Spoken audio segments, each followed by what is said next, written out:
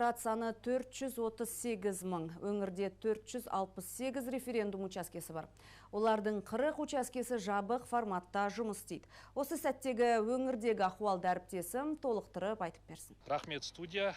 Мендегі дәл осы сәттегі ақпарат бойынша Талдықорған қаласына дауыс берушілердің 65% өз таңдауын жасап үлгерген. Егер қаладағы электорат саны 132 мың болса, 65% шамамен 100 мың адам. Сол сияқты облыс бойынша да референдумге қатысу қарқынды жүріп, облыстық референдум комиссиясының мәліметінше 70%-дан астам халық дауыс беруге келген.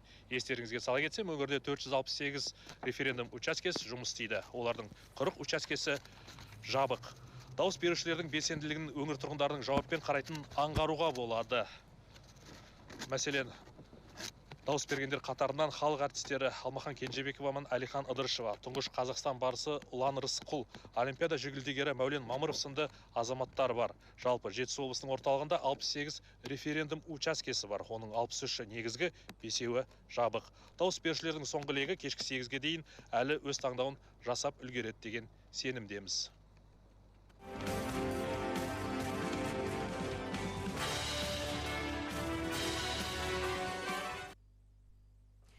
Бүгін еліміз үшін жай ғана жексенбі емес, тарихи таңдау күні.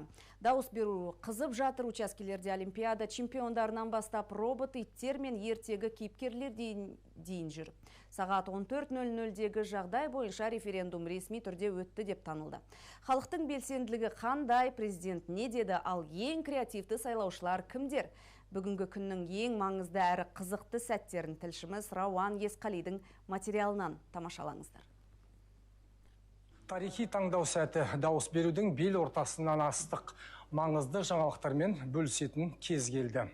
Орталық референдум комиссиясы сағат 14:00-дегі мәліметтерді жаңартты. Ең басты көрсеткіш 51%. Заң тілімен айтсақ, бұл нені білдіреді? Қазақстандағы референдум ресми түрде өтті деп танылды. Өңірлер бөлісіндегі белсенділік картасына көз жүгіртсек, көрініс әртүрлі. Қазіргі уақытта Қызылорда облысы көш бастап тұр. Одан кейінгі орындарда Ақтөбе мен Абай облыстары келе жатыр. Ақмола, Шығыс Қазақстан және Жетісу облыстары да жоғары қатысу деңгейін көрсетуде. Орталық және солтүстік Қазақстан тұрақты қызығушылық танытып отыр. Түркістан облысы мен Шымкент қаласы сияқты оңтүстік өңірлерде кестеден қалыс қалар емес. Ал мегаполистерге келер болсақ, мұнда дәстүрлі түрде байсалды қарқын байқалады. Бүгін 15 наурызда Қазақстан өз болашағын таңдауда. Дауыс беру күні нағыз мерекеге ұласты. Бүгін қалаларда автобустарда жүру тегін, ал сайлау учаскелерінен Олимпиада чемпиондарынан бастап робот иттерге дейін кездестіруге болады. Мемлекет басшысы Қасым-Жомарт Тоқаев елордадағы оқушылар сарайында дауыс берді. Президент өзінің азаматтық борышын өтегеннен кейін 1995 жылы қабылданған қазіргі негізгі заңның 3-10 жылдық бойы қызмет еткенін, алайда өзгерістер уақыты келгенін атап өтті. Қасым-Жомарт Тоқаев жаңа жобаны, соның ішінде оның преамбуласын дайындауға жеке өзі қатысқан болатын. Оның айтуынша жаңа конституция егемендіктің және азаматтар құқығының кепілі болады. Астанадағы учаскелерде бүгін саяси элита өкілдері өте көп. Тұңғыш президент Нұрсұлтан Назарбаев, сондай-ақ вице-премьерлер мен министрлерде өз таңдауын жасады. Референдум географиясы бүкіл әлемді шарлап кетті. Қазақстандықтар Сеул, Токио және Бангкокта дауыс беруде. Шетелде таңдау жасағандардың арасында бокс аңызы Геннадий Головкин де бар. Ол отандастарын маңызды шешімдерден шет қалмауға шақырды. Десе де күннің ең жарқын сәттері сайлаушылардың креативтілігімен есте қалды. Қостанай облысында учаскеге аңызға айналған Қыдыр ата келсе, Риддерде шаңғы тепкен аю, ал елордада робот итін жетектеп, үй халатымен келген бой жеткен жұрттың назарын өзіне аударды. Көптеген азаматтар ұлттық киім киіп, отбасыларымен келіп, бірлік пен береке атмосферасын қалыптастыруда. 15 наурыздың наурызнама 10 күндігі аясындағы қайырымдылық күнімен тұспа-тұс келуінің де символикалық мәні зор. Дауыс беру сағат 20:00-ге дейін жалғасады. Содан кейін дауыстарды санау басталады. Ресми қорытындылар 7 күн ішінде жарияланады. Бірақ қазірдің өзінде бір нәрсе анық. Қазақстандықтар үшін бұл күн жай ғана заңдық процедура емес, нағыз халықтық оқиғаға айналды.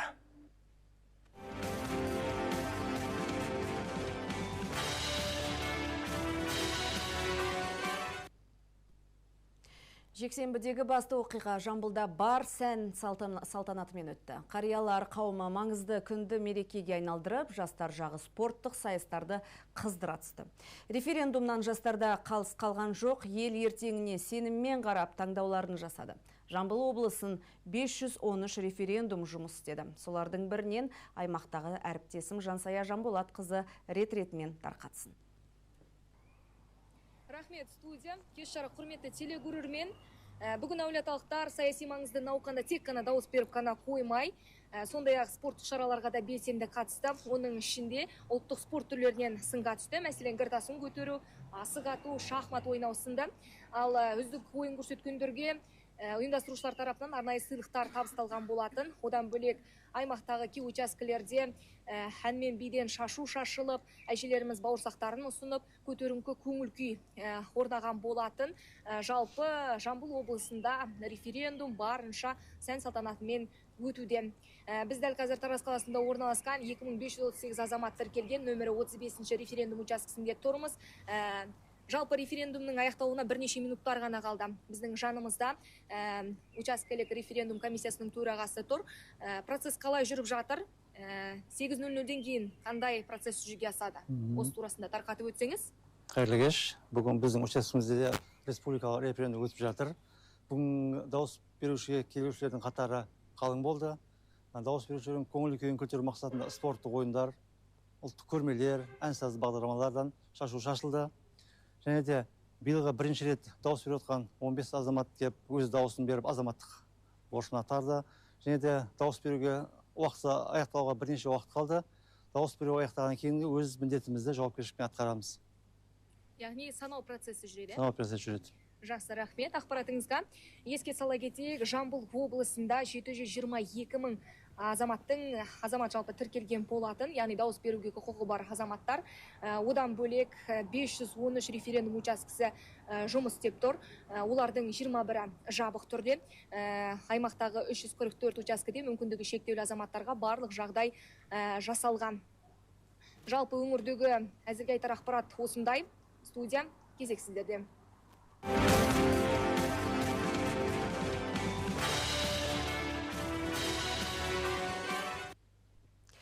Жастар да референдумнан қалыс қалмады. Түркістан облысында еңбектеген баладан еңкейген қарияға дейін барлығы учаскеде өз дауысын беріп таңдау жасады. Дәл қазір өңірде 37 мыңнан астам жас бар.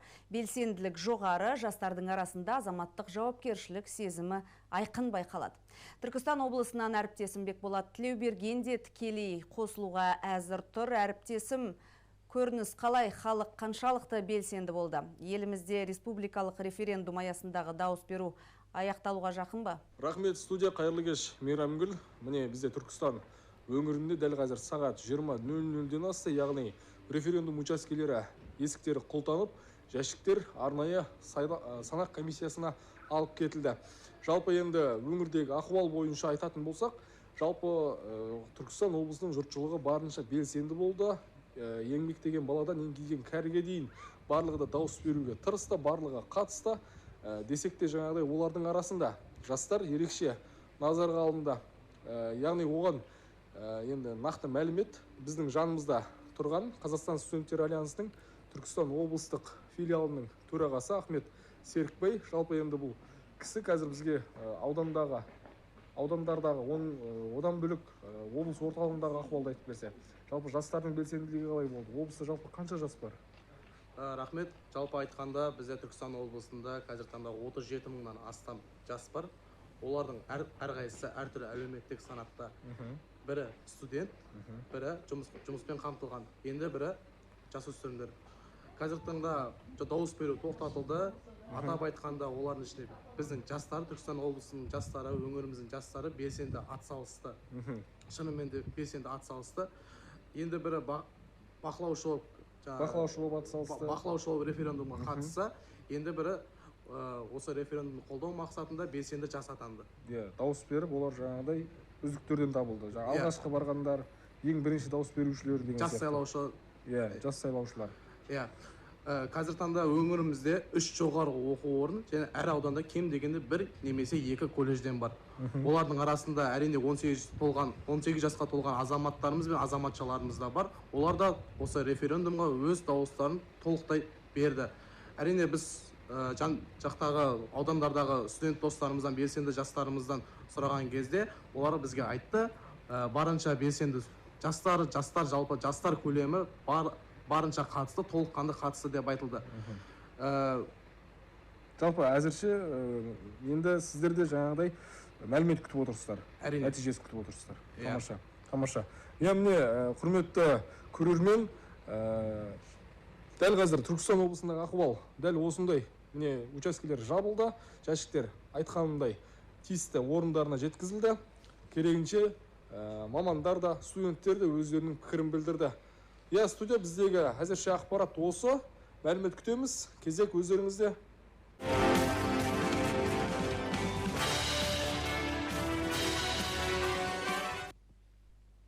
Бүгін азаматтар 2026 жылдың 12 ақпанында жарияланған жаңа конституцияны қабылдау мәселесі бойынша өз таңдауларын жасады.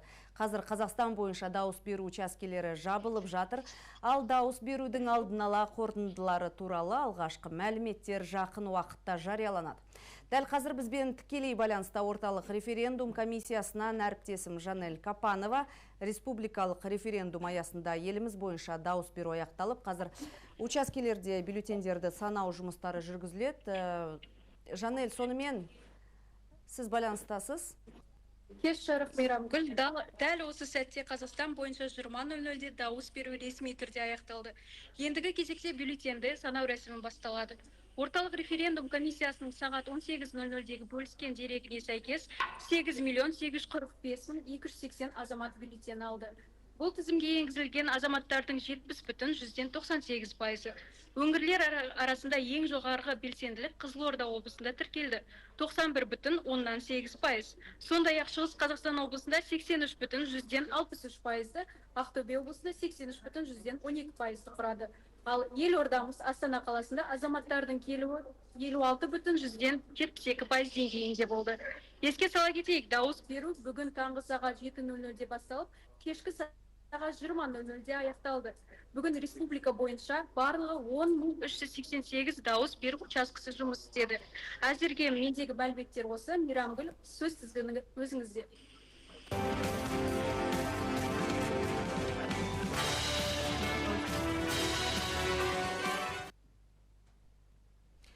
Таңғы сағат 7-ден басталған науқан барысында қала тұрғындары өздері тіркелген сайлау учаскелеріне келіп, азаматтық таңдауларын жасады. Жалпы Шымкент өңірінде тұрғындардың белсенділігі жоғары болғаны байқалады, ал өңірдегі референдум қалай өтті? Қазір сөз кезегін Шымкенттегі тілшіміз Қарлығаш Байгөбекке береміз. Шымкент, Қарлығаш.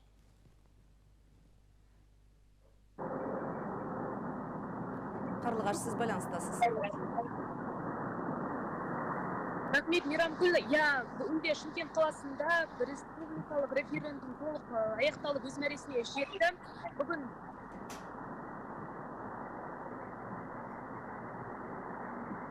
айта беріңіз. Қарлығаш, айта беріңіз. Тыңдап тұрмыз сізді. Қарлығаш, сіз эфирдесіз. Рахмет, Мейрамгүл. Бүгін Шымкент қаласында да республикалық референдум аяқталып өз мәресіне жетті. Тұрғындардың белсенділігі бірден байқалды. Яғни сағат таңғы 7:00-ден бастап барлық тұрғындар өзінің белгіленген сайлау учаскесіне барып дауыстарын берді. Ерекше атап өтерлігі номері 4 сайлау учаскесінде ерекше атмосфера орнады. Онда біздің түрлі ұлт өкілдері өздерінің қазақи нақыштағы түрлі киімдерін киіп, сайлауға келіп дауыстарын беріп болғаннан кейін келушілерге ерекше атмосфера сыйлап, концерттік бағдарламаны ұсынды. Сондай-ақ бұл референдум аясындағы бірлік пен татулықтың белгісі болғандай әсер сыйлады. Бүгін сондай-ақ біздегі дауыс беруге ерекше болып келген, алғашқы болып келген тұрғындардың қатарында 92 жастағы қария мен 18 жасқа толған, енді ғана толған азаматтар ерекше көзге түсті. Олардың барлығына бірдей сыйлықтар да табысталды. Сонымен қатар жаңа босанған аналар мен мүмкіндігі шектеулі азаматтарымызға арнайы инватакси мен қоғамдық көліктер де қарастырылып, барлық толықтай жағдай жасалды. Мендегі бар ақпарат осындай. Келесі. В этом году в Казахстане впервые организована площадка оперативного информирования в ходе голосования, работающая на базе Центра общественных коммуникаций. Инициатива уже получила положительные отзывы со стороны представителей гражданского общества и наблюдателей. По их мнению, такой формат способствует большей открытости, избирательного процесса, позволяет оперативно делиться проверенной информацией и повышает уровень доверия к процедуре голосования.